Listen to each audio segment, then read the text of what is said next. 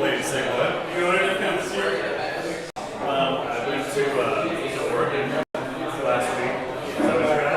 No, I asked if you were going to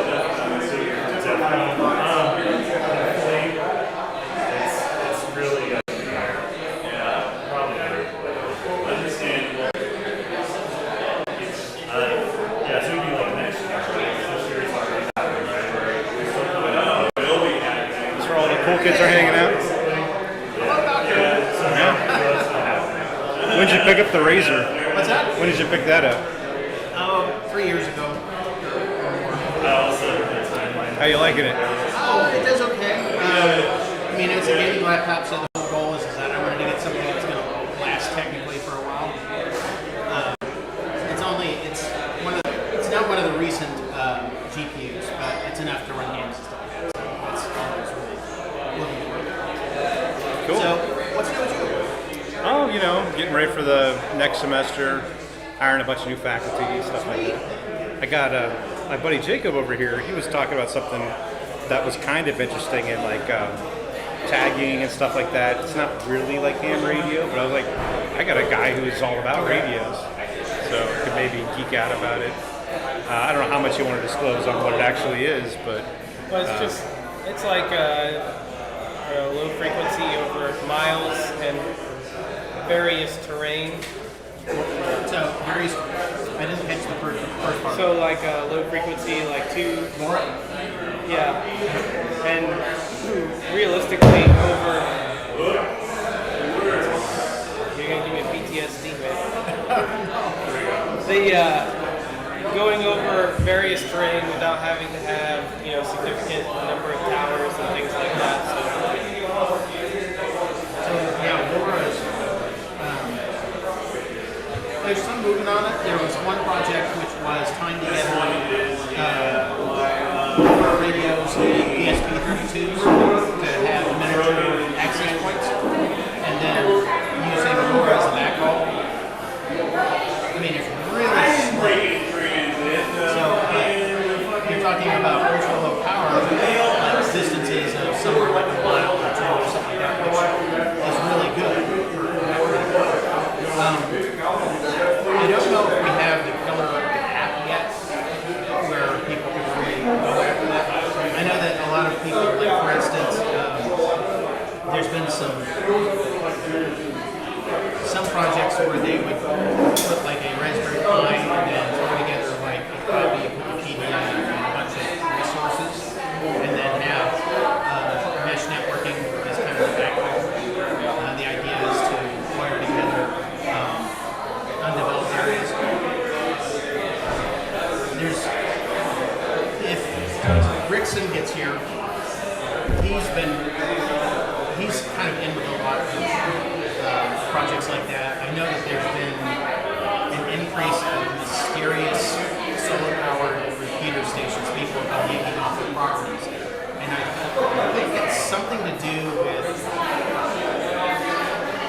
some type of mining operation. It's kind of like a participation-based mining kind of organization using these little access points as a way of growing out the network. And so you get points for growing out the network. And so people are going out of the property and seeing these weird little, Mars lander-like things sitting there. Way in the back country, on top of the hill or something. I know that's another project that kind of follows that concept. I don't remember what it's called, so there's some other resources. One that's in current use that has an application is amateur radio has their haKCer. So it's 2-meter frequency. It's using old-fashioned audio AFSK and doesn't really get much beyond 1200 baud. But it's basically propagating individual GPS beacons. And so as you have responders in an area, they'll set up their vehicles with neighbors equipped radio. And then you can get a situational awareness map of the beacons as each of those vehicles send. What kind of range would that have? It depends on the radio.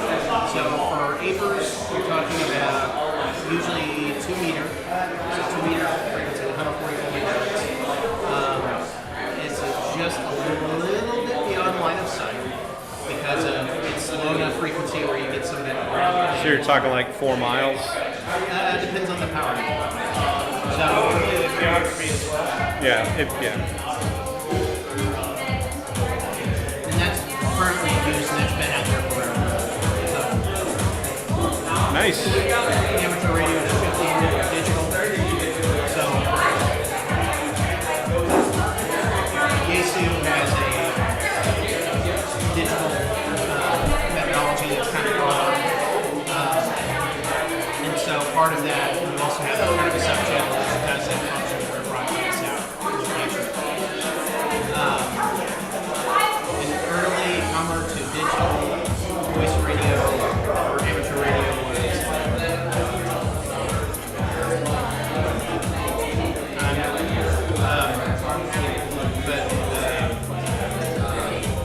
something star.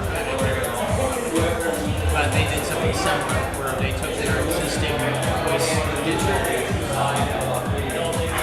technology and they added that to channel location.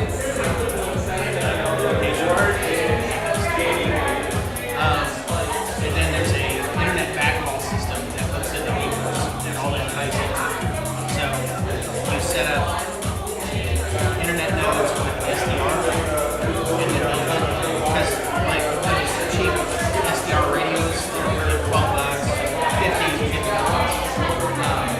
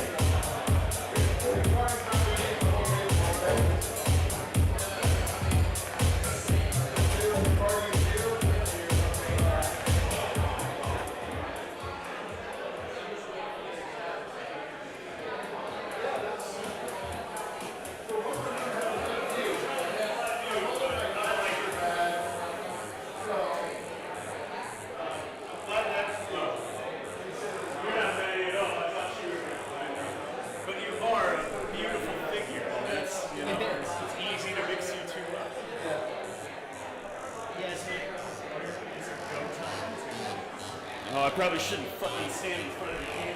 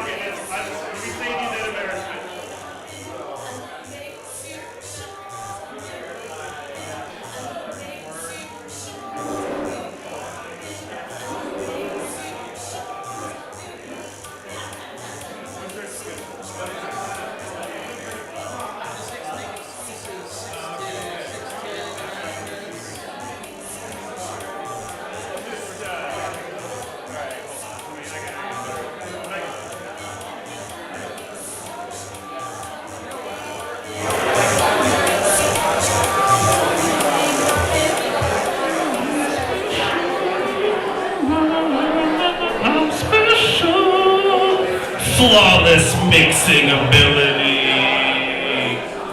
We should probably turn that down when I've got the microphone. Yeah.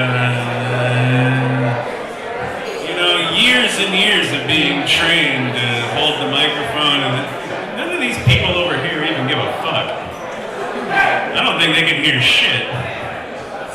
Hold on. Hey, all you motherfuckers back there! Welcome to SecKC! Shut the fuck up for a minute! That fucking worked. Alright. Hey everyone, welcome to SecKC. Hopefully most of y'all are here for SecKC and not for anything else, but if you aren't, well, that's how shit's gonna be tonight. So you go ahead and make yourself a choice on what you want to do about that. I apologize in advance. We are going to get started here in a sec. Was it past 6 o'clock, I think, but it's new home right now. Part of the reason why I went ahead and got up here while we were getting ready for one-on-one, come on up, I'm trying to get one, come on, is I was curious, just how are we feeling about this joint?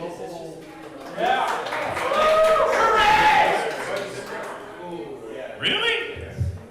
This place is like way more baller than the response that I got out of y'all for that shit. They can't hear you in the back. Turn it up. Or shut the fuck up. Joel, please turn down the microphone. Oh, maybe? Alright. And I can just still hear the... Alright, we're gonna do this shit the old-fashioned way, alright? We're still getting ready for 101. Give us just a moment. But, out of curiosity, while we are waiting, how are we feeling about this joint? That is a lot better. Alright, duly noted for next time. Maybe more, and we'll get another speaker. We'll get another speaker or two. Like an actual electronic speaker, not like a person speaker, but we'll probably get some more of those too. Because this place is pretty fucking awesome. I think we had... to yourselves.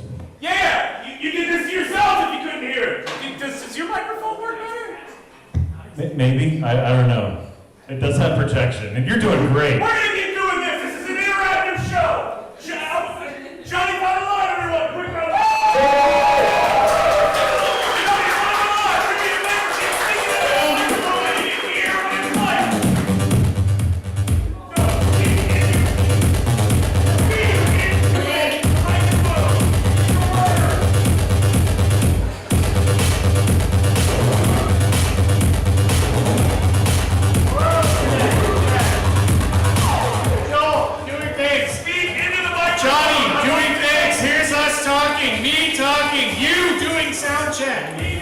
Hello, testes, 1, 2, 2, check 2, 1, 2.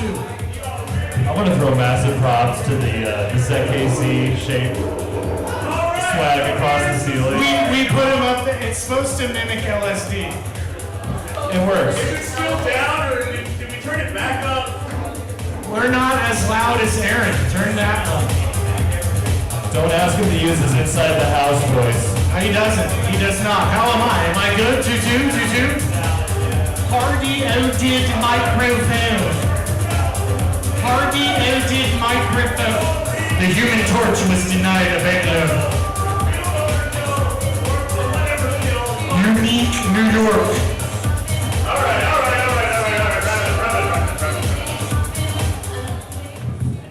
Okay, so here's the thing. The microphone works in the back if you're all really quiet. Now, I understand conversation is a very natural part of SecKC. We are not trying to quash that. But the shut the fuck up wall is, well, it's just kind of the door outside. So it's a trellis to the trellis. It's a tall trellis, in fact. Taller than any of y'all motherfuckers. So anyway, look, don't be afraid to talk amongst yourselves, but if you're gonna do it while there's a talk going on, please do it outside for the benefit of those in the back. I guess, well, you could argue that maybe those in the back. Anyway, just shut up for a minute. Here's 101.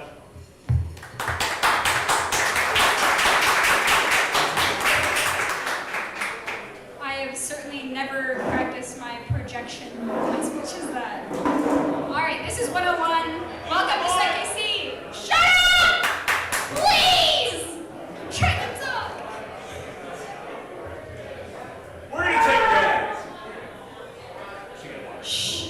Like a librarian. Okay. Welcome to SecKC. This is 101. We've been around since 2011. God forbid we keep going. I'm going to go over some of the basics of SecKC, what we expect of you tonight, what you should expect of us tonight. Leave us a review on Tinder or whatever. Are we on Tinder? Not yet. Oh, not on to. Not for We a are while, the biggest and bestest information security event in the whole freaking world. Every second Tuesday of the month, except next month, because that's DEF CON. If you are on a flight to DEF CON, or a bike, or a train, or automobile of any sort, join the Discord's DEF CON 31 chat channel thing. Let's see, so this is a meeting, and it is uncensored, as you have already seen evidence of that tonight. Cursing is permitted and very much encouraged. Be ready for that. Code of conduct, if you see if someone's being a dick, tell a yellow badge person. I have one, but I'm not wearing it. I know, it's weird. Don't be a fucking dick. It's pretty easy.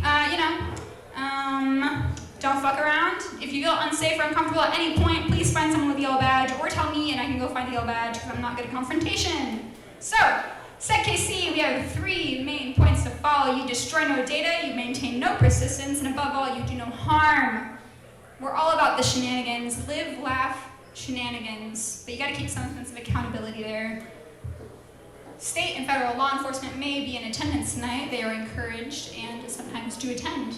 We don't have a meeting list, we just have the annoying Eventbrites that I send out. So please, if they're annoying, I am satisfied with my work. All right, everyone belongs at SecKC. Assume everyone is technical. I am not a sales lady, I'm not a booth babe. Neither is any other woman here. Not that I know of, at least. Assume everyone's technical. This is a social event. Again, yellow badge, don't be a fucking dick. Meet someone new. There is no shut the fuck up wall. People want to hear the talks that are going on tonight. I do. They're pretty great. If you want to shut the fuck up back there,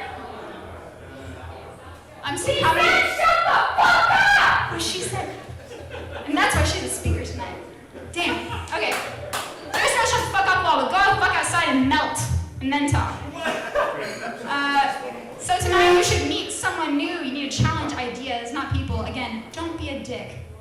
Let's see. Eventbrite is the pizza order. Please, for the love of God, eat some pizza. There's so much pizza. Join us on Discord, discord.gg/SecKC. We're on Twitter, not Instagram that I know of or have access to. Facebook, LinkedIn. Not Tinder, not yet. Fuck is Facebook. MySpace. It's the guy that's gonna fight the other rich guy in a cage match. But his mom said no. His mom said no, so he's not doing it. Alright. You wanna hashtag SecKC all the things while you are shutting the fuck up back there. And then you wanna go to the swag table that we don't have right now. So the swag table is really your phone. And you go to sekkc.org/products. Get involved, please. Please get involved, please, please. We need volunteers, we love volunteers. We are always in need of volunteers, especially those that volunteer to shut the fuck up! And you can go to the Meeting Ops channel or track me down and ask if you can help out. Great. We have a menu of items tonight. Just so you've already made your excuse, that's why you're here. Here's 101, it's right now. News, that might be Aaron, I think, or hope. It's gonna be an interpretation, it'll be like a swan dance of news. Pizza from Johnny 5 over here. Woo! We're gonna have a tool talk about VirusTotal automation from Iconopop. And then P-Cord is gonna do a ChatGPT and AutoGPT, the future of conversational AI. And I'm very excited to hear everyone here present, talk, do all their stuff. Right now is news.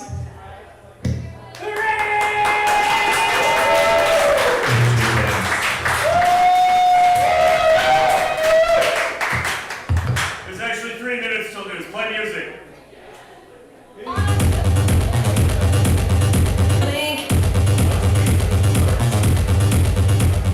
You don't even have to tell me when.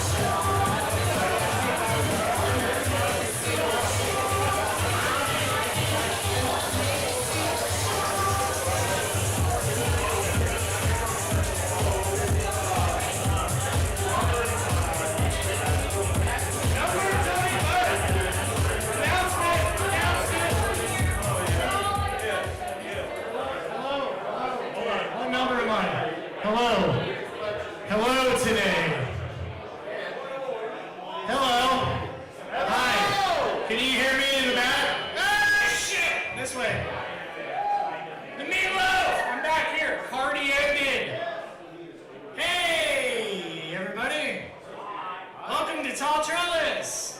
Yay! I'm very happy that I could assist in providing this fine establishment to everybody to come here and provide SecKC with a new home. Welcome! And we don't have to spend a bunch of money, right? That's the important part. We don't have to spend a bunch of money, right? Okay, that being said, the fucking tab's already over, so you're on your own. There was a tab to begin with? There was a tab. It's dead now. There was a. Thanks, Checkpoint. But no, really, thank you, actually, Check. Like, I'm not being sorry. That sounded bad. That was a heartfelt thank you. However, if you want to drink alcohol or anything else, provide Mayor or the staff with your credit card. Thank you. That wasn't the end of my speech. Also, I'm Griff. Some of you know me from Discord. Some of you know me from the OGs. Second circle. I like the not Bee first. Gees. Yeah. Some of you know me from SecKCer's business interview. I didn't hear anything in the back. You have to come up here if you're going to talk shit. It works both ways. Yeah, it's fantastic. I can only hear myself up here, which is, on par for the course of my career. I can hear myself talk a lot. Cool. Anyway, hey, yeah, neat. Segue. Man, it's good to see everybody. Thanks, man. It's so good to see everybody. Okay. Hell yeah. Long pause. Yeah. No, just drinking it in. SecKC and Tall Trellis, everybody. Yay! Have a night. All right. Yep. All right. Now I guess I gotta do the news. All right. I let him in perfectly. We're all clear with that. I was just waiting on air. Yeah. Was stickler for timing. He waited until fucking 6:16 for a reason. I know it. I probably shouldn't try and scream all night, otherwise it's gonna hurt. So, here's the thing. There's not actually news this week, or month again. Now this time, hold on. This time, we actually did find a taker for the news. However, they fell ill. That is nobody's fault, so I did volunteer to take the arrows. Now, that kind of got me thinking though, what should we do for this little news segment, right? We do have a new home, There's probably some things we'll think, well, we're gonna get some speakers to bring around, I think. Again, that's, Griff mentioned, they're not charging us to be here. It makes it a pretty good deal for a new home, I gotta say.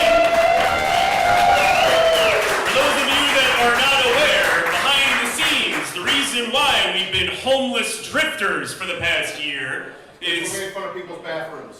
because the owners of Kansas are dickheads, and because it turns out that businesses want a lot of money for you to come there and drink. Yeah, I don't really get it either. But you know what? Finally, Griff is a part of an establishment that fucking gets it, and trust us, we will definitely drink ourselves. And again, yeah, many of you, I guess, maybe didn't realize, but we did have a sponsor this month, actually. Checkpoint Security was super awesome enough to sponsor us.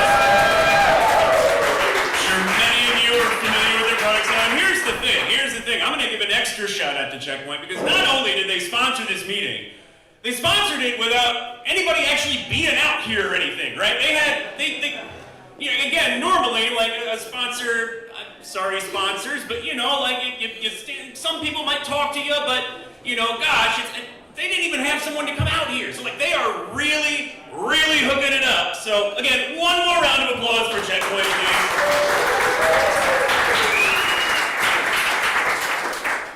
We did mention that there won't be a SecKC next month. It is DEF CON month. Quick show of hands. Who's going out to haKCer camp?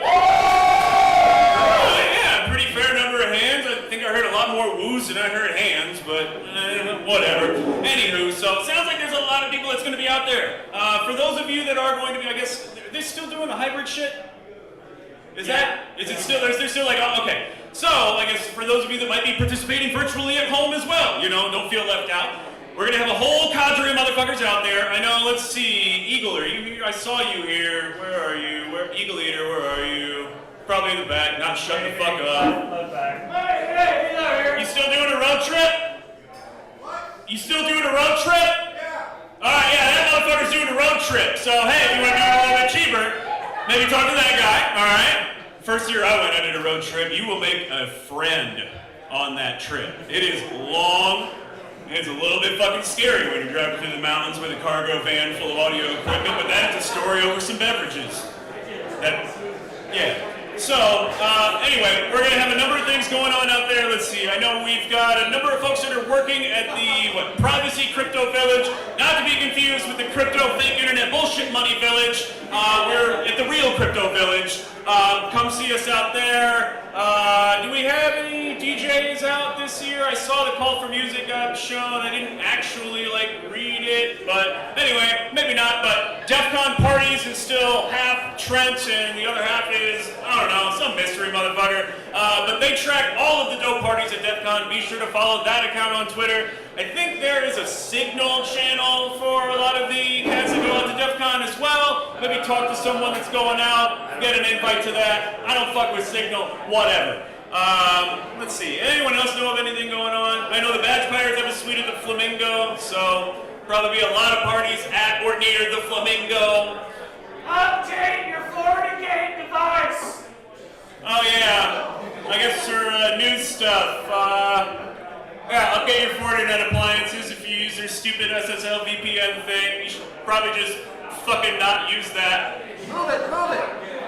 Oh yeah, some data transfer company, they did some shit, and aren't really telling anybody. Well, no, I guess those are the fun ones, right? It's like, oh, we patched the software.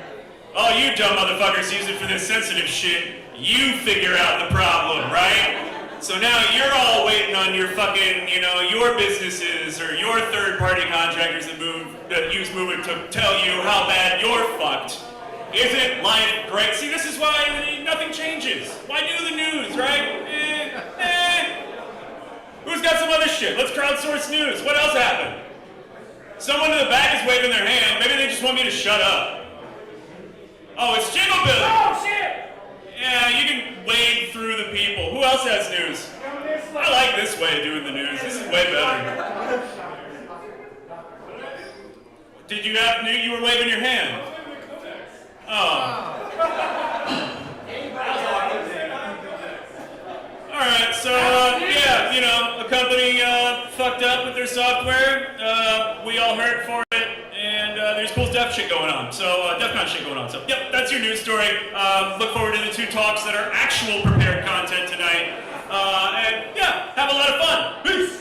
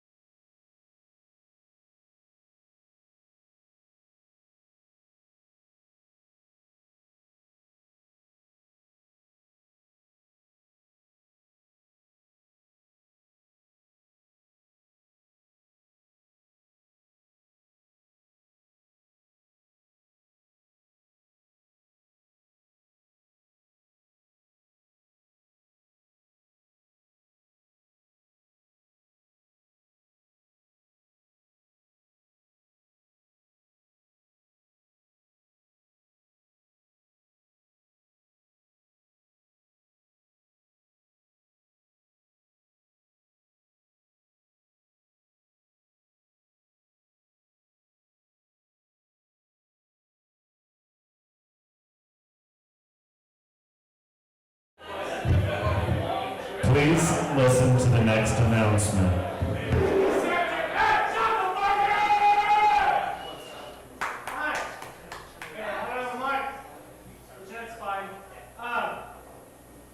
Again, welcome. Next month, we're just going to flip-flop all this like it's going to be just black beer shit. Oh, sorry, not next month. Fuck you, Jack, really. Yes. All right, fine. You know what? He can take all the announcements. All right, after DEFCON, when and if we're invited back. You fucking like you fuckers in here. Yeah, who's like? We might flip-flop. We might flip-flop. It goes this way. This gets pulled down. Alright, we're learning. Train wheels, right? One. Cool. It was one vulnerability exploit. You fucked it up. Alright. So, I already said that. Jesus Christ. Go outside and die if you need to talk. Hold on. I wasn't aware that you were going to make that announcement. We actually have talked about this. We figured the most amicable way to deal with this is, again, it's probably not realistic for us to expect everyone to shut the fuck up for the length of time that we want them to, based on the acoustics of the building and all that shit, right? Essentially, you know, we're going to set it up different next time, all right? Now this time, if you do want to hear the talks, we're very respectfully going to ask you to come this way, as much as you can or are willing to. Again, you know, might get a little warm, might get a little crowded, so, you know, again, if you want to hear the talks, come here. Now, likewise, if you want to rap with somebody else, try to go as far back as you can, you know? Or outside. Oh my God. I don't know. I've been out there and smoked for a while, and I kind of regret it. So that's the thing. I'm better. Yeah. Just, you know, try and maybe keep it down a little bit out of respect for the speaker. They're already having to deal with screen issues and the sun and like the NASDAQ. You know. So let's be as quiet as we can, please and thank you.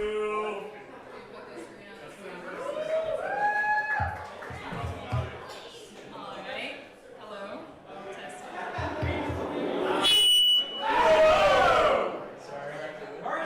About 75% is the sweet spot, Joel. I found that. I should have told you. I'm sorry. My eardrums? Alright. Hello, everyone. My name is Iconopop. At least that's what I'm known by. I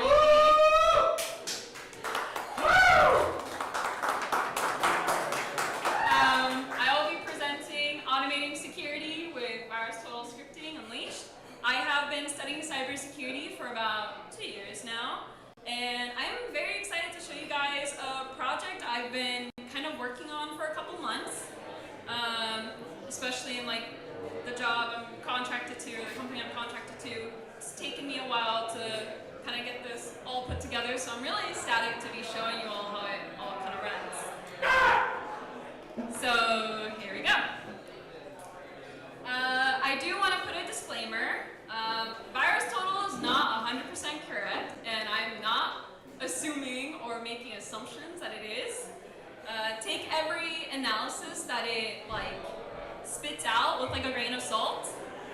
And false positives happen more often than you guys think. So I know we'll be like, oh well, a server or some official company like Webroot said this website is malicious. That's true, but like I said, do more info before you claim that it's negative or whatever.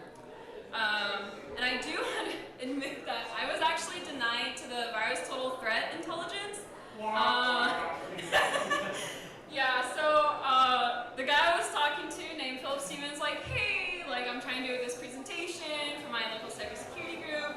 Do you think? And he was sorry, you have to be a student to get I don't know, temporary access to it. I was whatever. So shout out to Philip Stevens for your help. VirusTotal.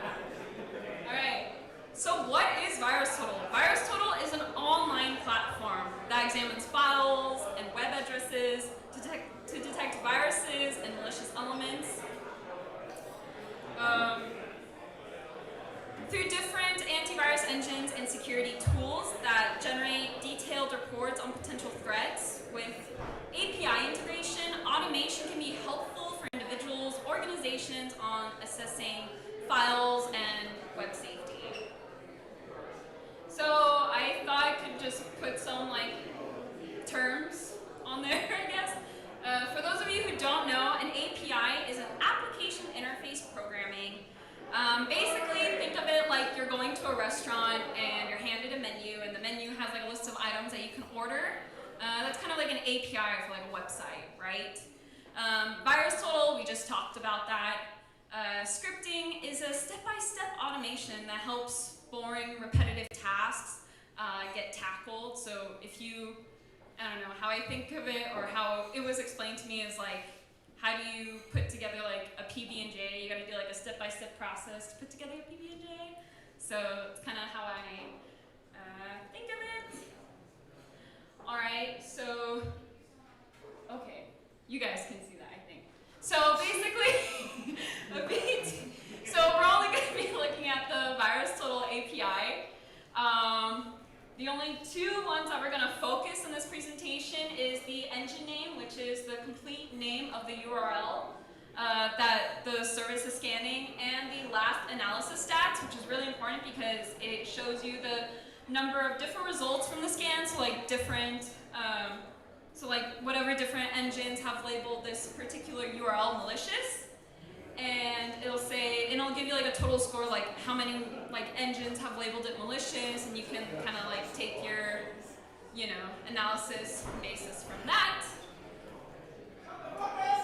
So VirusTotal scripting, you first have to create an account in order to get started with your scripting, in order to get the API key. So you create an account, under profile there's API key, and then you can download VTPy. However, I will admit, I think the VirusTotal command line interface is a lot faster than the VirusTotal Python, because it takes so long for it to generate like analysis response. Like when I'm trying to tackle some of my tasks, I need to like scan domains or like basically tickets that are like sent to me. I just need it to like scan quickly, but it like takes forever and I gotta wait, and it's whatever. But if you guys end up doing this, definitely go with the VirusTotal command line interface, that's for sure. All right, so we are in Visual Studio Code, then what? So we're going to be importing the following. Obviously, the VirusTotal Python, which is the application downloaded to contact the VirusTotal web API. Then you're going to be importing requests. Request helps you receive the response from the website. And JSON, for those of you who don't know what JSON is, it's a JavaScript object notation. It's a popular data interchange format widely used in web APIs. JSON for life. Yo. I was waiting for Get out of here. So if you guys can see, you just do like the import VT, import request, JSON, and then the client. So we give it like the client term because I guess, I don't know, it's like a Python thing, I think. Client refers to a program application that consumes or interacts with the service of API. So you do client, and then VT client, and then in like the quotation marks, you put your API key. It's a really, really long string of APIs, like key, whatever they be. Why was that blacked out? I can't understand. Very funny. All right, so it's time to automate like a boss, and don't tell your boss, which I learned that very quickly. You don't ever tell your boss that you're automating something. That's a life hack right there. All right. It took me hours. It depends. But yes. All right, so we get to this long list of code. So basically, it modifies the URL by replacing it. So it's like basically refanging the URL, because usually when malicious domains get sent to me, they're defanged. And then it will scan the modified. URL with the client scan URL. Then it'll retrieve the ID, and then basically when it goes to give you like your total malicious score as mentioned, there's already in the VT, like API talks about how, what was it? Oh, the last analysis stats will be like your like malicious score or whatever, like that you would usually see on the website, but they call it obviously a last analysis stats. And basically, your result you get here. You get to a ticket ID, right? So it's like all the tickets that get sent to me. And then you're given like a URL, which is like whatever malicious domain. And then you're given all these like security engines, right, that claimed like it was malicious. So it says a malicious score of 15. And these are all the malicious engines. We get like CRDF, never heard of them, or SecLookup. I've heard of RepRoot, you know, they're like antivirus program software thingy. I mean, it occasionally works, but I'm not here to shit talk.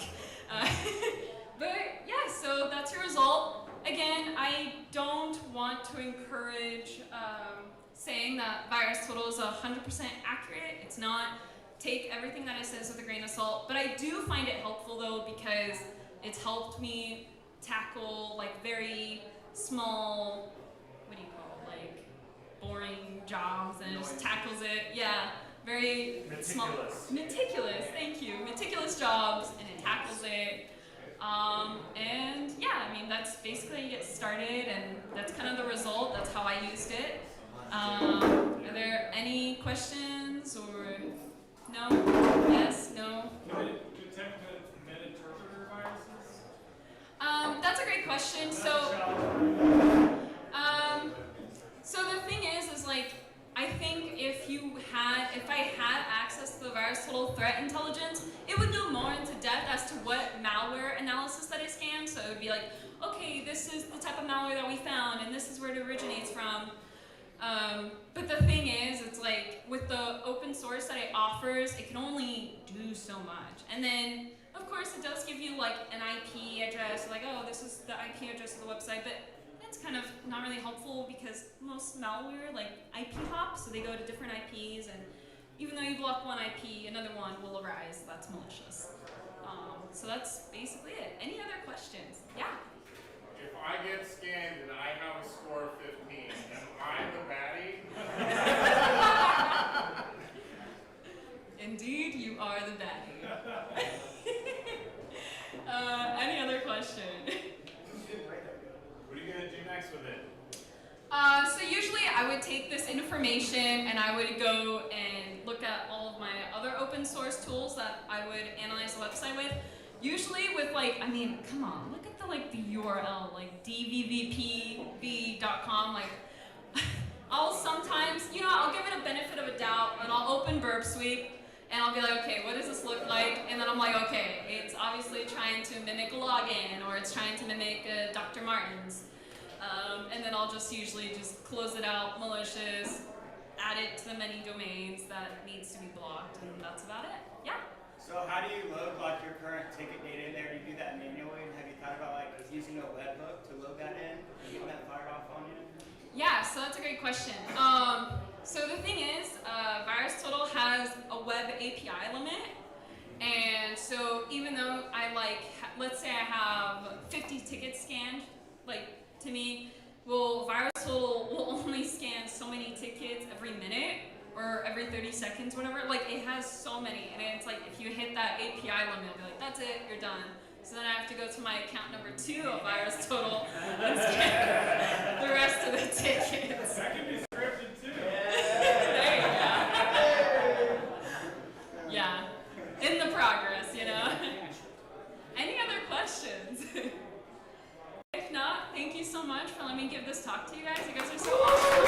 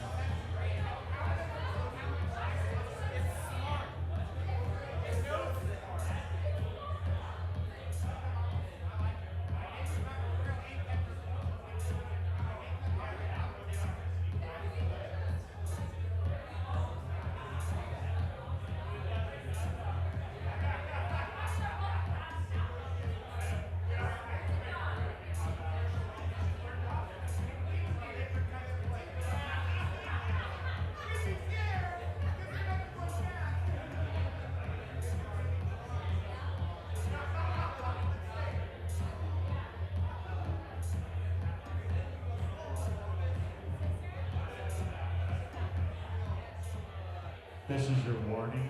There is an incoming announcement.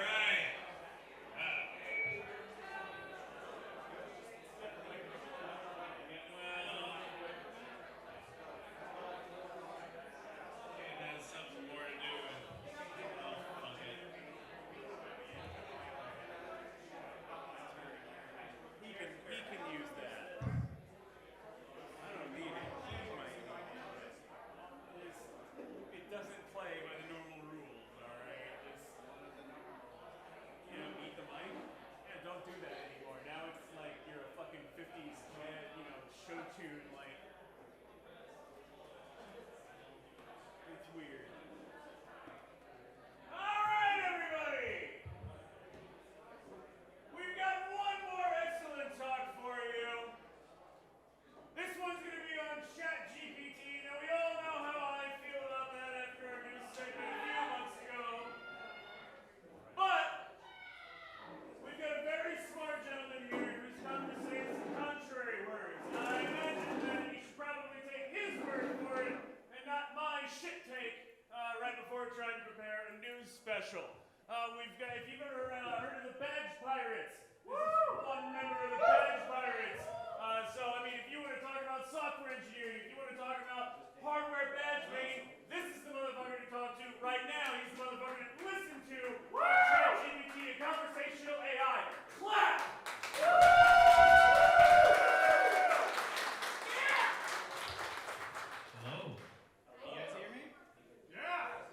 Is this good? Is that better?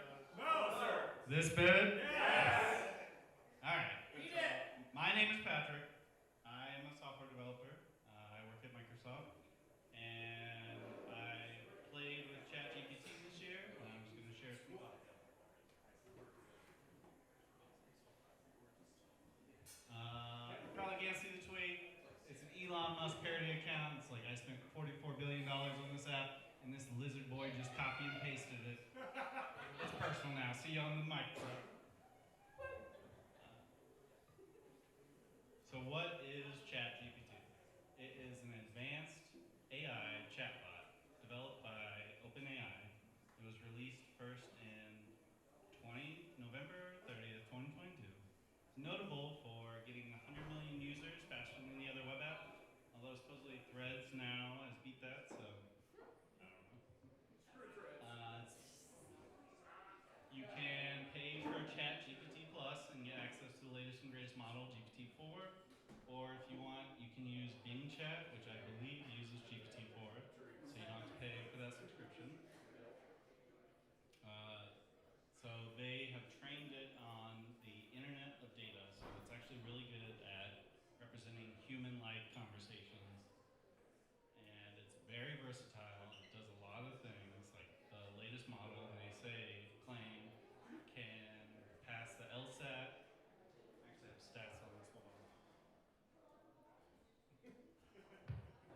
Well, I mean, you gotta get the numbers, right? So apparently on the SAT, it got a 1410, which is 94th percentile. Apparently on the LSAT, it got 163, which is 88th percentile. It got 298 on the uniform bar exam, which is the 90th percentile. It also passed ecological exams and engineering exams and plastic surgery exams, which basically means we're all screwed. It makes extensive use of transformers, which gives it a self-attenuation.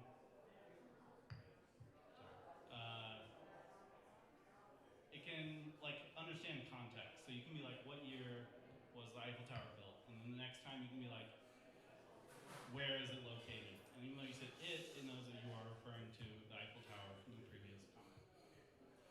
It can follow instructions, it can execute tasks, like you can prompt it, be like, write me a short story, write me a poem. And it also has continuous learning. They do like human learning feedback. Excuse me, pardon me. Excuse me here. I'm sorry to interrupt everybody. We have a tradition here at SecKC. When we have somebody telling us about the overlords taking us, we got to do a shot.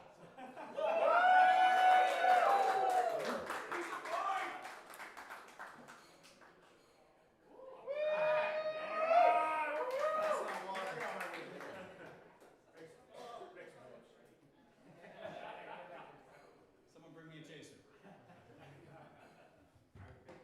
Alright, so how does ChatGPT work?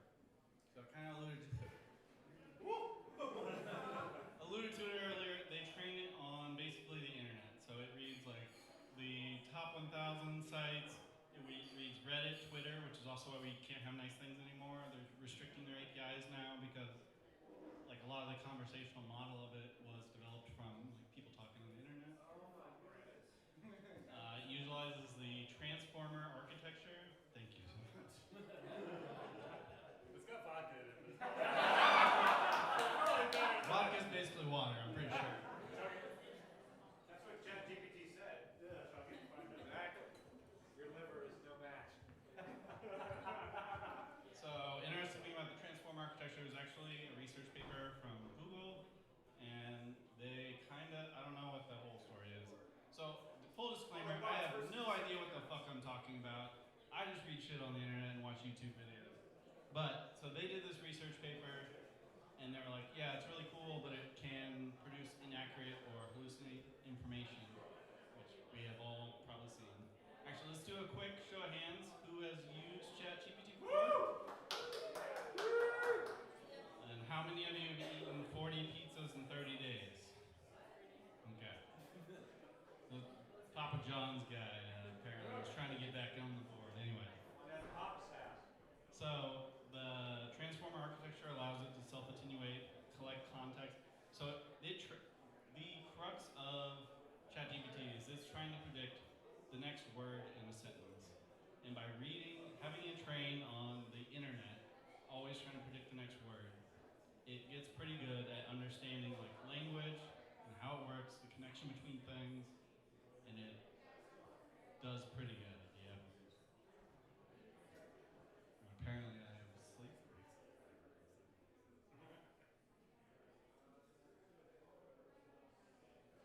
There you are. It's back. Alright, my screen will probably turn off or whatever. So it understands context, it can do continuous learning. So the first thing is unsupervised learning. They're just having it trained on internet data, trying to predict the next word. So it gets really good at understanding language. And it doesn't have to be English, it can be any language. So when you give it text, it doesn't actually read the text. It converts them, it tokenizes the input is what they call it, which is turning each word into an integer value. Words that get used more often have a smaller integer value. I have stats on this, hold on. Is it an actual integer? So it's like, yeah. How much, what's like the highest, like how many words? I mean, there's enough words. They got it. A lot of words. A lot of words. There's also glitch tokens, so they trained it on the internet. Part of the internet's Reddit. There's r/counting, if you don't know, where people just count incremental numbers. So there's a token for David LJ, which alludes to a user of... Hold on. David LJ123, who has posted 163,000 times on r/counting.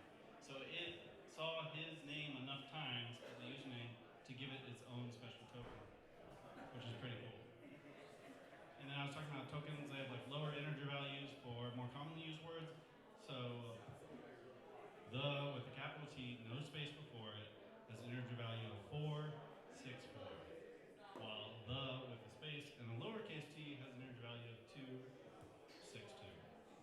So anyways, the crux of it is more used words get lower numbers. And it generates it in an auto-regressive manner, which basically means it feeds the input from previous ones into the output of the next one, and it kind of just keeps going, it just keeps churning. After pre-training, then they can do fine-tune training, which is where they actually introduce humans to, they'll give it actual specific data to work with. So if you want it to be healthcare, so Mayo Clinic is right now testing a new AI. It is trained on like all their medical records and shit before that.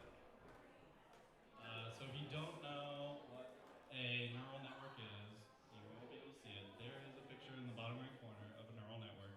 It has inputs, it has a hidden layer, and it has outputs. The input for ChatGPT is the text segment that you put into it. The hidden layers is all the parameters between, which supposedly they have like 750 billion parameters. They build so it's not just one hidden layer in the middle, there's like a whole continuum of different layers that is going between. And essentially it's a bunch of math matrix multiply. So model weights are all the hidden layers, and the inputs go in, they do some math stuff, it comes out with a number, and that is the next, like it turns the token, that number back into a word, and that's how it generates the text. There's also scaling and architectural variations. So if you don't know, it costs a fucking shitload to train these things. So one is you just have to like ingest the whole internet, which in itself is a pretty good task for anyone that's bored, by the way. And then you have to actually make it like do coherent stuff. So the other part is like this human reinforced learning is what they call alignment. Basically, you don't want an AI that's going to tell you to divorce your wife, which actually came out with a New York Times reporter when he was talking when it first came out. So they try to do alignment to get it closer to, they have a whole paper on this. The first thing they do is be nice, don't be an asshole, don't tell someone to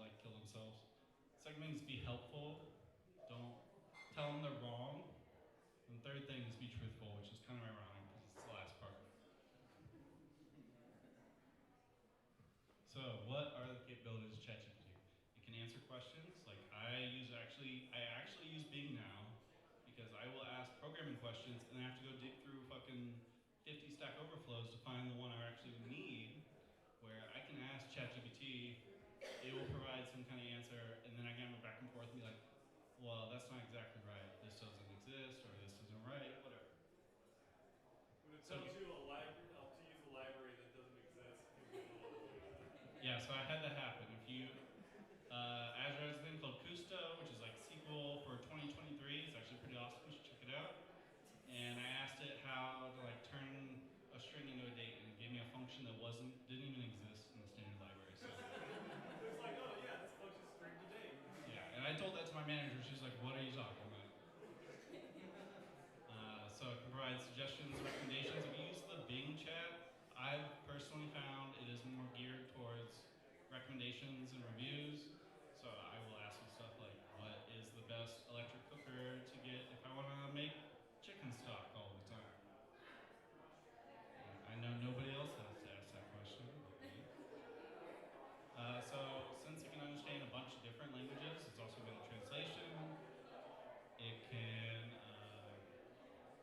provide explanations and clarifications. So I've actually used this for a lot of topics that I don't fully grasp. And I will just throw something at it, like, why do we want an inflationary economy? Like, why do I want my money to always get cheaper? And it actually lists out like good, logical arguments against having a deflationary economy.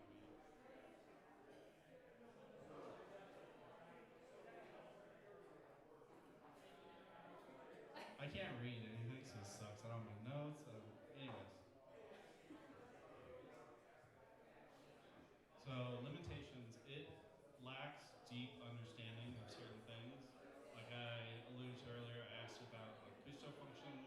It gave me something that's just totally not real, and it has a tendency. So, like I said earlier, it's trying to predict the next word in a sentence.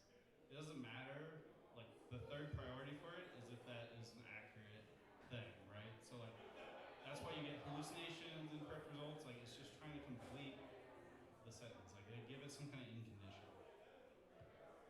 It's also sensitive to bias and input. So you might have noticed this with prompt injection. And you can basically be like, so they have guardrails put in place. So you can't make it do hurtful or harmful things.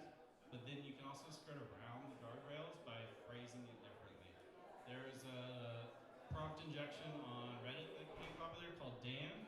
It's do anything now. And it gives it this whole pre-prompt that's like, you are OpenAI, but you're also Dan. And Dan does anything that I say.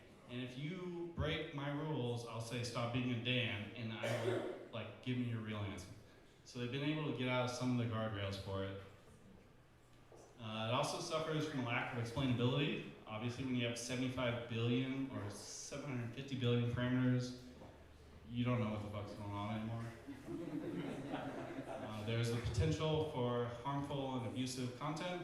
So I recently read a story where a mom got a call from her daughter who was on a skiing trip, and they used AI to simulate her voice, and it said, I've been kidnapped, I need your help, blah, blah, blah, and that hackers get on the phone.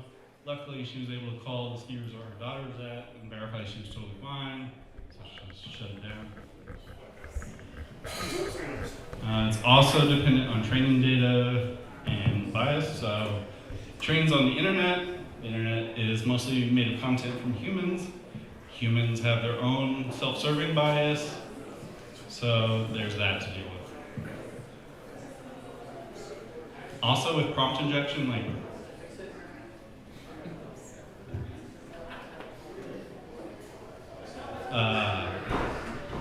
so it trains on the whole internet, right? So it's trying to sound like the internet. But you can use prompt injection and be like, you have 120 IQ. How would you make this next chess move? I don't know. It's a continuum of knowledge. If you just hit it up straight up, it'll give you their prompt engineering answer. But you can also engineer a different kind of answer. You can dumb it down too. I use that for my review. for like myself. I was like, that sounds way too smart, but it just sounds dumb. And it just Yeah, I might have also used it for my video. I don't know. So next is AutoGPT, which is essentially just a wrapper around the ChatGPT API. And they're essentially doing prompt injection, but it's kind of cool because it's an autonomous AI. Usually, like, if you tell ChatGPT, you're playing Pokemon Red, you have Bulbasaur, what attack do you do? It'll be like, well, that's up to you. But this one, it engineers a prompt beforehand and is like, here's what you need to do, and it will develop a list of tasks and subtasks, and it will start executing those tasks, prompting itself, like, what should I do next? Probably research it, do a Google search. So there's like certain commands it can do.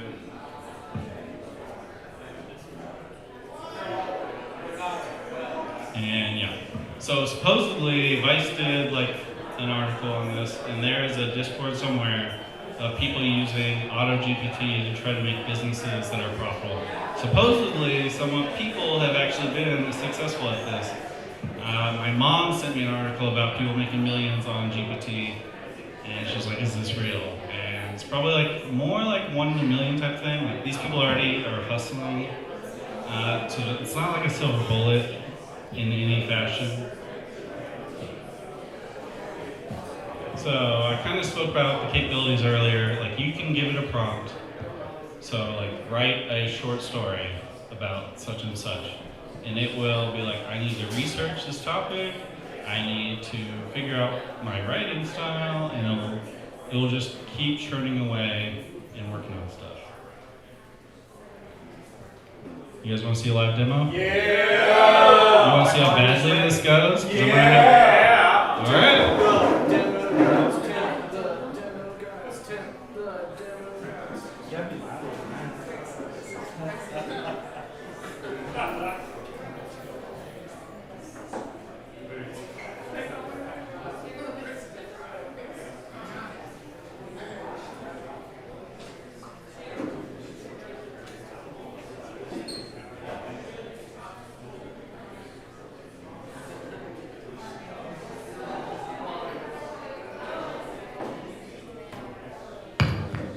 How do you make the text bigger on a Mac OS? Control plus. It was Command, you lied. Alright, so they have a Docker image. I know none of you can see this, but essentially I cloned the repo. There's a .env example file. You modify that, you put in your API key, and then you can run the Docker. And there's a whole bunch of, this is like all new stuff. So unfortunately for me, I don't have access to GPT-4 API access.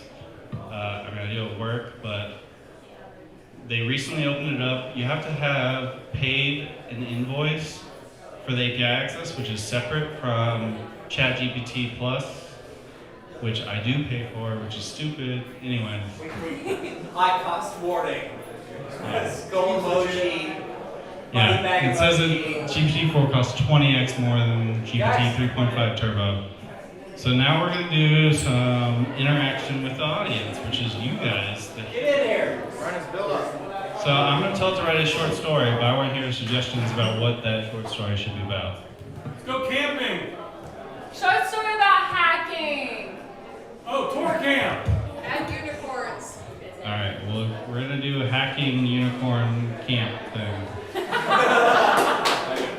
Make it scary.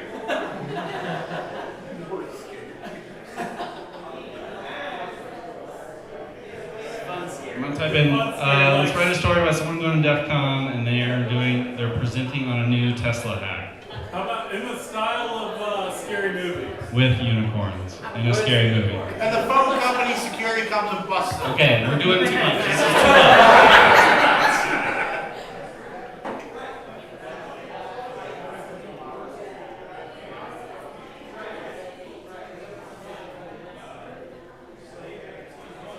You guys gonna watch how poorly I type. This is awesome.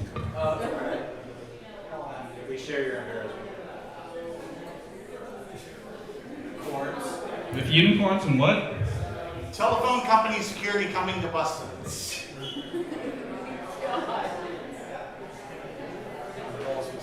Overlords from AT&T. Is that a real story or? No, or Rickson doesn't know, so it's probably real. It's autobiographical. Can you guys read any of this? Yes. Yeah. Okay, so eventually it's going to ask, it used my input prompt, it asked GPT to come up with a task list, and it goes through all this stuff. And there's a couple options you can do. You can prompt it yourself, so it'll ask for input, and you can be like, hey, you're being stupid, don't do that. Or what we're going to do is just set it on continuous mode and let it run free and just see what happens.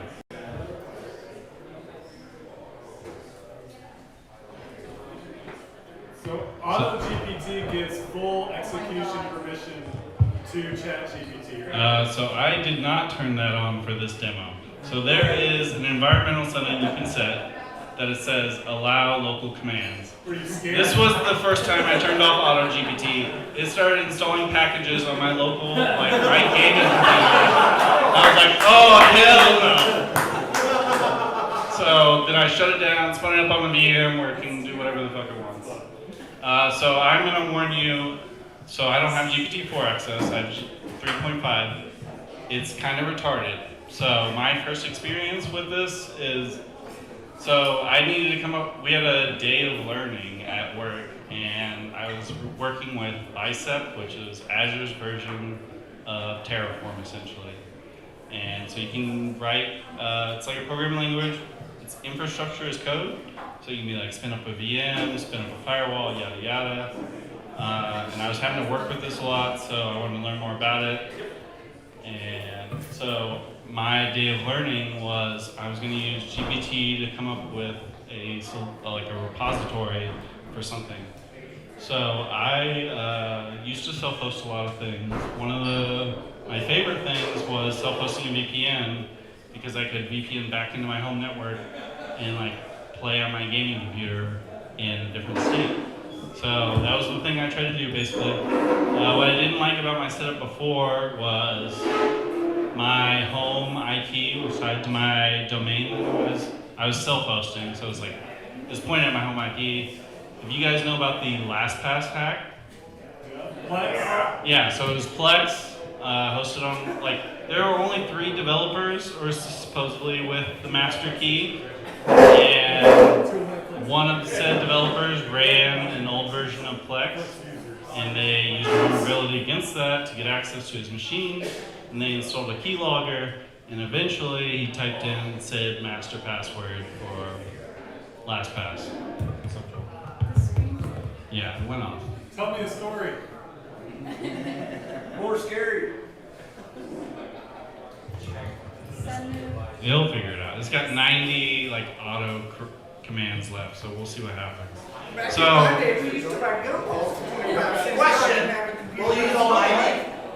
Will it use all 90, or at some point it's like, good enough? Use what? Will it use all 90 of those authorized commands? yeah, it will keep, so it keeps prompting, it will hit an in condition and stop. I don't expect it to do that because it's retarded. So, yeah. So right now it's going to CNN.com to look up a Tesla teen hack whatever and get information for its short story. So anyways, back to my story.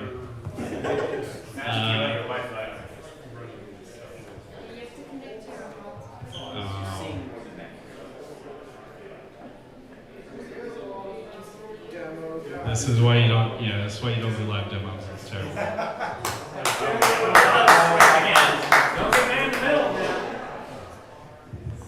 So my project for my day of learning was going to be making it ChatGPT come up with a repository that deployed a WireGuard VPN into Azure in whatever region I wanted. So I used AutoGPT. I was like, you are a Bicep developer, and you are tasked with coming up with this. And it totally failed, which is awesome.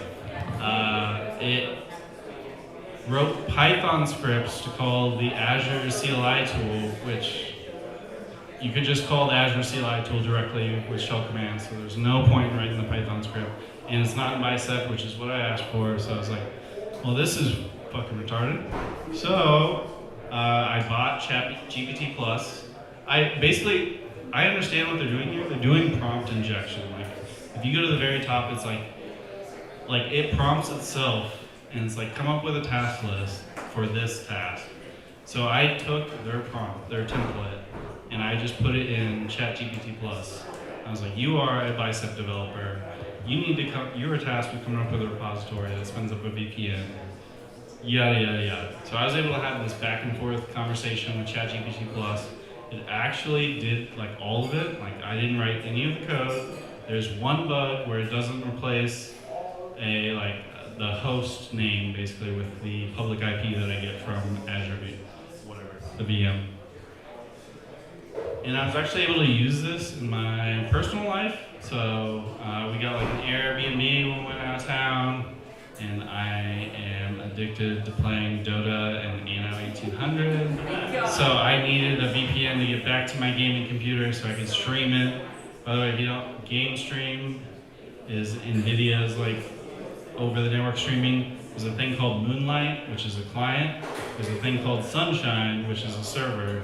You can run Sunshine on your NVIDIA or AMD or Intel GPU, stream over the internet to Moonlight, and it's pretty good latency. Like H.264, H.265 is like super nice. Who knows how to turn off the timeout feature for a laptop display?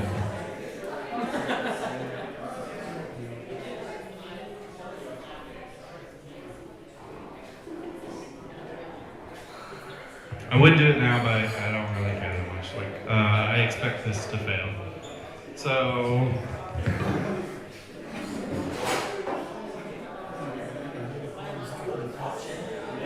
how much does API access cost?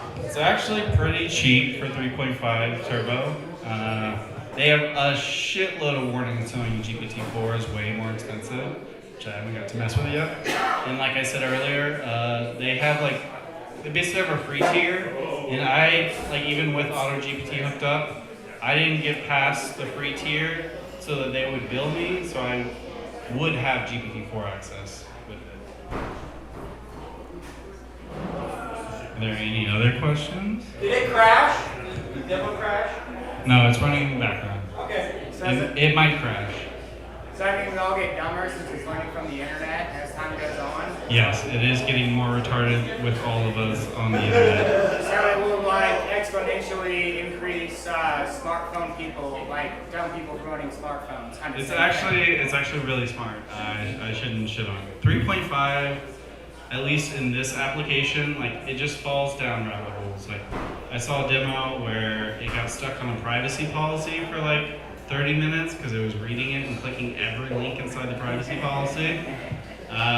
For me, it got stuck on like a GitHub sign-up page, and it kept trying to sign in, and it kept failing, and it was like, well, I just need to sign in, so I'll just keep trying. So if you want to waste API credits, totally go for that. And then when I did give it local access to my machine, I was trying to log into the Azure CLI, which kind of freaked me out, so I shut it down. So we'll talk about some of the future of conversational AI. One of the big ones is probably customer support. I'm sorry for all my customer support people. That's where I got my start. We're probably fucked.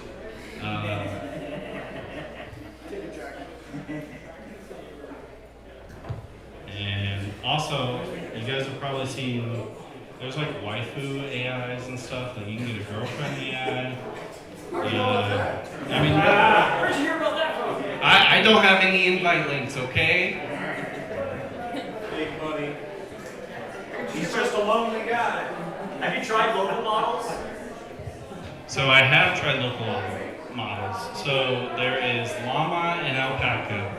So if you've been following the scene, Facebook, these models are huge, by the way, like hundreds of gigabytes, if not terabytes. So Facebook had the genius idea of distributing their model on BitTorrent, which has a distributed hash table, which means anyone can look up that shit and other people found it, and they started downloading model weights for, it's called Llama. So then Stanford took it, and they made Alpaca, which they basically took the model weights of Facebook, and they were like, you guys are dumb, you didn't like do any fine tuning, and they made it way better. So there's like an NPM package you can just like install, and you can run a local large language model on your own computer.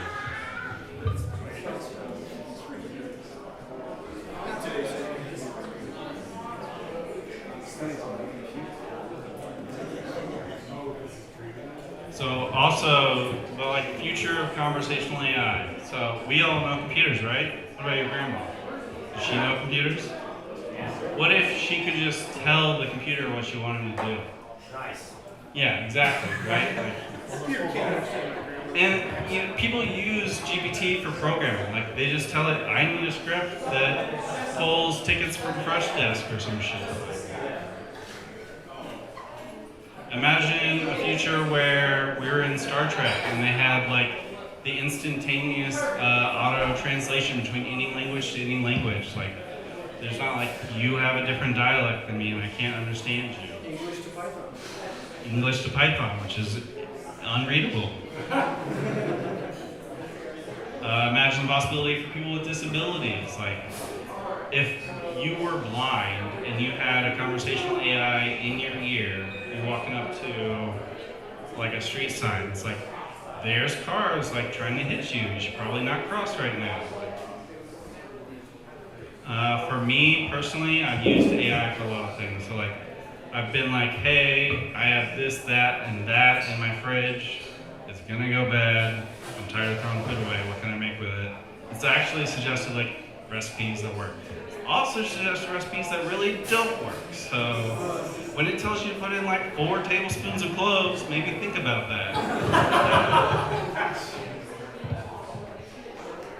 And like another big thing for me, so like I use GPT to learn about a new topic that I didn't know about. I didn't know bicep before I started this. I just prompted it and I was like, I want a VM in Azure that runs WireGuard.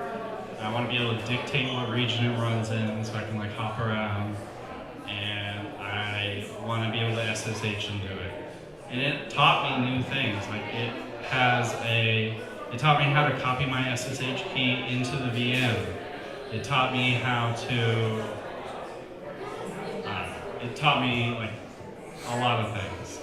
Like, so I could have spent hours poring over the documentation, learning these things slowly and manually. The other thing it taught me was custom script extensions. So like it spins up a VM. I needed to install WireGuard in Pi-hole on start, like at the beginning. So I wrote a little script in the unattended script, installs WireGuard, Pi-hole, points WireGuard at Pi-hole, yada yada. So I personally found it really useful for getting into topics you aren't familiar with. I also have Copilot for Visual Studio Code, and it does ghost text. So I'll write a comment that it's like, I need to do this. And like, I love it writing the boilerplate code that I don't want to deal with. Like, I'm probably gonna mess it up.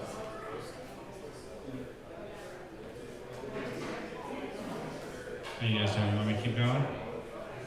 You want to see how the demo's doing? Let's see how that's Yeah. So quick note on Copilot.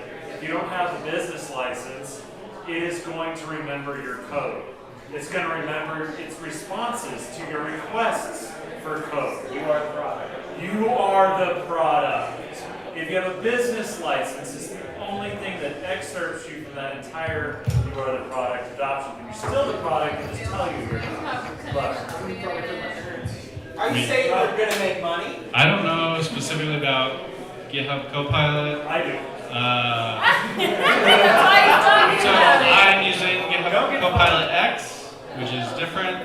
And they've also, like the CEO recently said, you know, obviously users don't like you training on their data, so they're going to stop doing that, supposedly. Well, that's what somebody said. Agreement I read 2 weeks ago. Yeah, no, so. Your REST API is safe.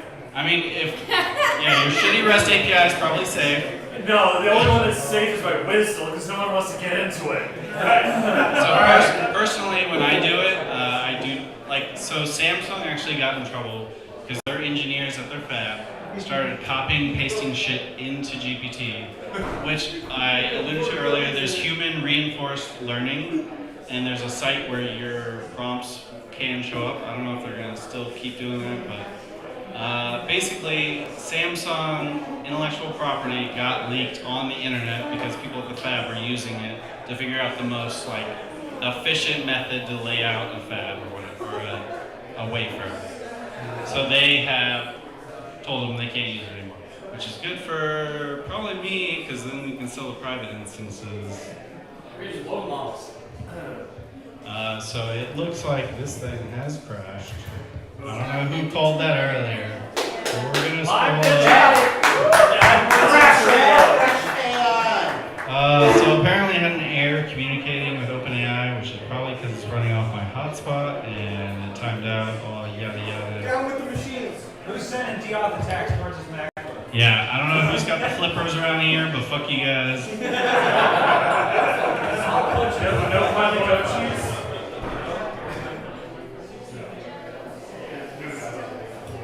So we're going to move on to challenges and ethical considerations. By the way, I had GPT write all the slides and my notes, which is why I'm sucking right now. But anyways, I do know this stuff, kinda, sorta. But so the challenges and ethical considerations include it hallucinates. I've even had like Bing chat, which this is nowhere affiliated with my work. Hopefully, blah, blah, blah. But it tries to put links on stuff like as a reference back to what it's referring to. And I clicked on the link and it had nothing to do with what I was referring to, so that's a little disconcerting. And yeah, I could probably show my VPN if you guys would be interested. Probably not. Yes? No? Show us the private key. Show me your private key.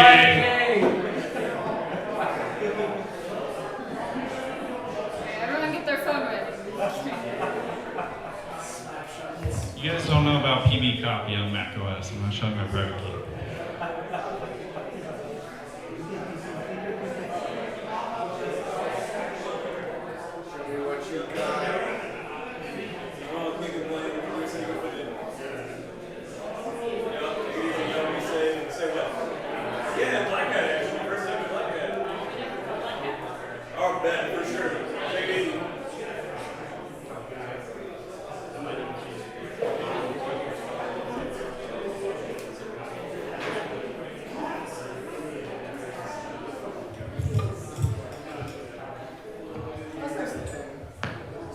So you guys aren't going to be able to see anything, but I opened the repository that I had GPT make. I even had it write this nice README in Markdown, which is cool. So essentially, this is VS Code. You clone the repo, you can go to the main bicep file, and I believe we can do a command for... I need both hands. Is that not TFE? What did you say, Johnny? I don't know. It however, looked so much similar to Terraform to me. Yeah, so it's supposed to look like Terraform. Okay. We can go through the scripts too if we want. I'm just going to try to deploy this real quick. You got that hard-coded service principle in there, right? Yeah, you're going to need the service principal ID. Somebody in here knows what I'm talking about.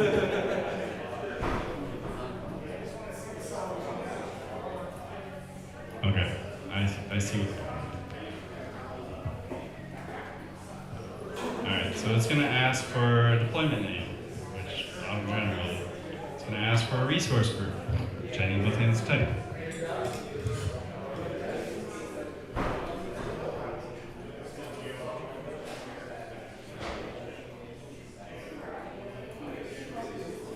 It's not letting me type.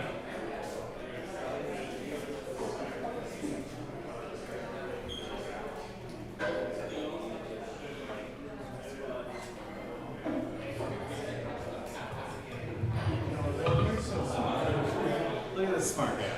I'm going to move it closer to where I'm working, you know? So I wasn't on the internet. That's going to be our big problem. So there's a bicep extension for VS Code, and it's hooked in my personal Azure account. I get like 100 credits a month. I don't know. So we're going to do for our resource group, SecKC, WireGuard, and resource group. And then location, we can pick anyone we want. So this actually this was fortuitous in my personal life. My girlfriend is French, and she was watching French documentaries on French.tv, which is a legit domain apparently. And it's geo-located. So from the US, it said it was blocked. So she used private internet access, VPN, and she did that in France, and that was blocked. So you know what we did? We spun up our own fucking wire group, and it worked. So that's why the most recent is France Central. We'll just do that.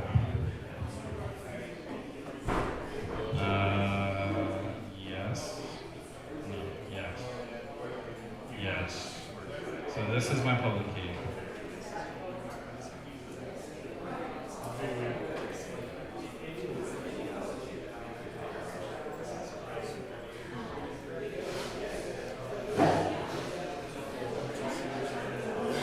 Oh, did you get it? No? Oh, I'm sorry. Yeah, you got the last 20 digits of it. So it is now starting to deploy. Can I make this bigger? Oh, I can. Actually, I'm going to make it a little smaller, and we'll just go through the scripts as it is deploying. So the first thing is a location, which comes from the resource group, which there's a parameter file. You can tell it what size. So I have some presets, I tell it what size VM to use, which I actually researched. Azure has advanced FPGA networking, accelerated networking. I wanted to use that because I have Google Fiber. So you have to use this VM to get that.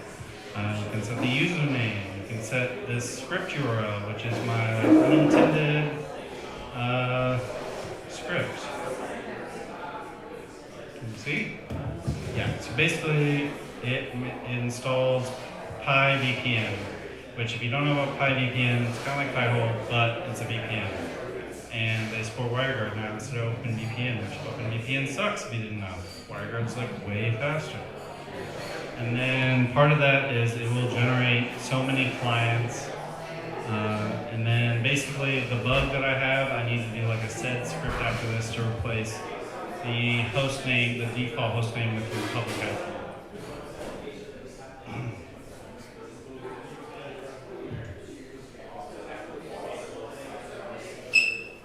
I feel bad now. I wasn't actually going to show this stuff, but now I feel like I'm shilling, so whatever. So you can view the deployment. We can see it's already deployed the network security group. It has already deployed the firewall, the public IP, and it's working on the VM right now. And then after this, I will be able to grab the public IP from the VM, SSH into it, copy the WireGuard profile down, and then use a VPN wherever you want. So when I use this personally, I have my gaming PC join the VPN, and I have my laptop and tablet join it, and then they could see each other over the VPN, so I was able to do game streaming.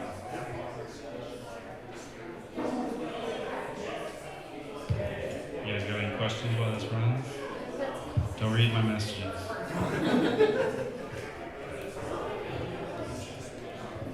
But yeah, anyways, GPT, pretty smart. Been learning about things with it. It's a tool, it's not a solution, it's not a silver bullet. It will lie to you. Take everything with a grain of salt. But use it to advance yourself and your personal goals.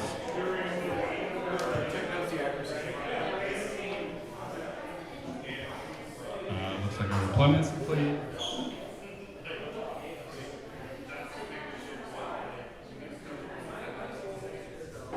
And Ben said I couldn't chill. So it deployed all these things. We're going to go to the VM. We're going to grab my public IP address that I allocated for us. and then we'll be able to SSH into it.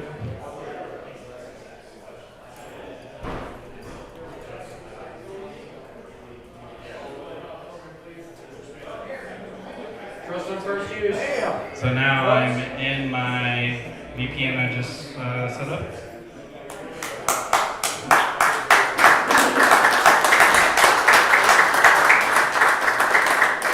So one cool thing about PyVPN is it actually includes like a CLI tool, and you guys want like a QR code for this VPN we just set up? Get your phones ready.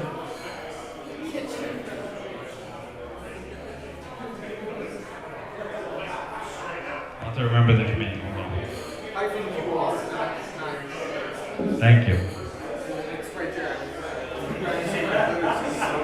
You know how hard it is to do things over the internet when people are watching? Alright, that should be big enough. You guys want a free VPN, this will be up tonight. No kitty stuff or toy stuff. I would just shut that down right now. It's already Oh my god! Too much glare! I'll just do it right afterwards for Johnny. That QR code is on the interwebs. Well, it won't be for long. Time to pirate movies. Alright, and that's pretty much it. How many DCMAs will you get?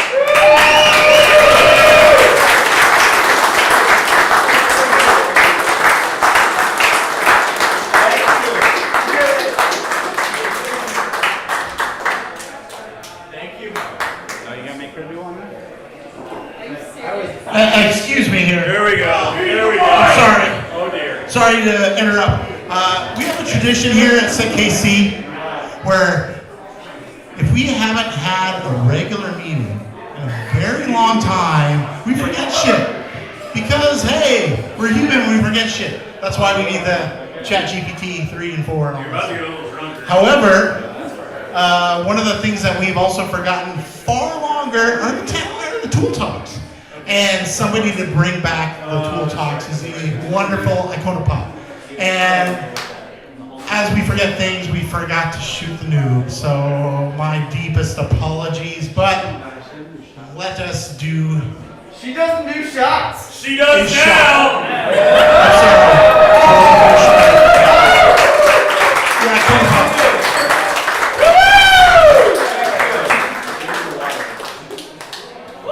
Do you need a chaser? This is water if you want it.